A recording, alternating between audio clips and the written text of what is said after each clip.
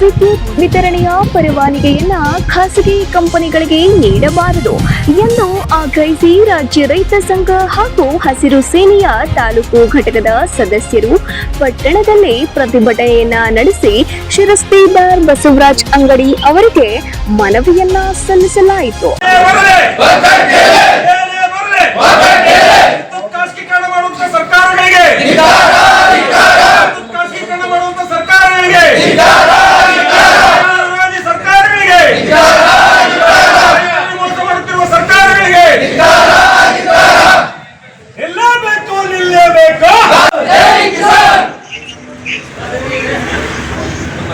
ರೈತರಿಗೆ ಮೋಸ ಮಾಡುತ್ತಿರುವ ಸರ್ಕಾರಕ್ಕೆ,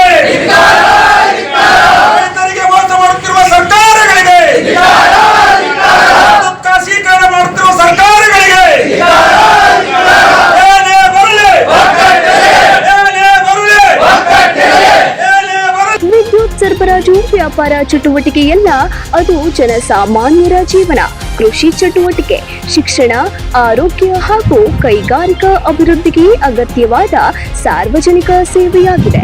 ಹಲವು ದಶಕಗಳಿಂದ ಹೆಸ್ಕಾಂ, ಬೆಸ್ಕಾಂ ಸೇರಿದಂತೆ ಇನ್ನಿತರ ಸಂಸ್ಥೆಗಳು ಸಾರ್ವಜನಿಕ ಹಿತಾಸಕ್ತಿಯನ್ನ ಗಮನದಲ್ಲಿಟ್ಟುಕೊಂಡು ಗ್ರಾಮೀಣ ಹಾಗೂ ನಗರ ಪ್ರದೇಶಗಳಲ್ಲಿ ವಿದ್ಯುತ್ ವಿತರಣೆಯನ್ನ ಮಾಡ್ತಿವೆ. ಖಾಸಗಿ ಪವರ್ ಕಂಪನಿಗೆ ಪರವಾನಗಿ ನೀಡಿದರೆ ಸಾರ್ವಜನಿಕರ ಸೇವೆಗೆ ಹಿನ್ನಡೆಯಾಗುತ್ತದೆ. ಖಾಸಗಿ ಕಂಪನಿಗಳು ಲಾಭದ ದೃಷ್ಟಿಯಿಂದ ಕಾರ್ಯನಿರ್ವಹಿಸುತ್ತವೆ. ಇದರಿಂದ ಮುಂದಿನ ದಿನಗಳಲ್ಲಿ ವಿದ್ಯುತ್ ದರದ ಏರಿಕೆಯ ಸಾಧ್ಯತೆ ಇರುತ್ತದೆ ಎಂದು ಮನವಿಯಲ್ಲಿ ತಿಳಿಸಲಾಗಿದೆ.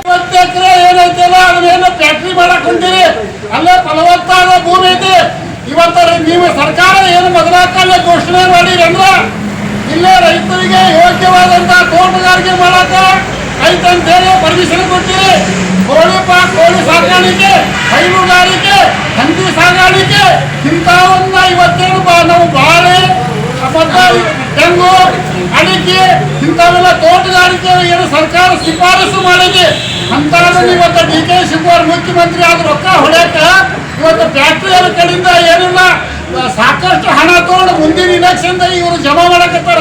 ನಾವು ಡಿ ಕೆ ಶಿವಕುಮಾರ್ ಅವ್ರು ಕೇಳ್ತೇವೆ, ಇವತ್ತು ನಿನ್ನ ಅವಧಿ ಮುಗಿದು.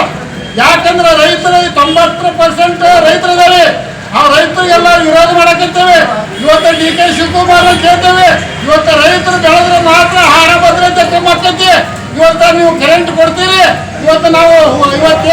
ಈ ಸಂದರ್ಭದಲ್ಲಿ ರೈತ ಮುಖಂಡರಾದ ಸಿದ್ದಯ್ಯ ಕೊಟ್ಟೂರು ಮಠ, ಬಸವರಾಜ್ ರೊಟ್ಟಿ, ಈಶ್ವರಪ್ಪ ಜಾಯನಗೌಡರ್, ಫಕೀರಪ್ಪ ಪೂಜಾರ್, ಮಲ್ಲಪ್ಪ ಗೋವಿಂದನವರ್, ಬಸಪ್ಪ ಕುರಿ, ಪ್ರವೀಣ್ ಕುರಟ್ಟಿ, ಬಸವರಾಜ್ ತಡಸ್, ನಾಗೇಶ್ ಇಟಗಿ, ಈಶ್ವರಗೌಡ ಪಾಟೀಲ್, ಚೆನ್ನಪ್ಪ ದನ್ನಿಗೊಂಡ, ಶಂಕರಗೌಡ ಬಾವಿಕಟ್ಟಿ, ಸಿದ್ದು ಹಿರೇಮಠ್ ಇತರರು ಭಾಗವಹಿಸಿದ್ದರು.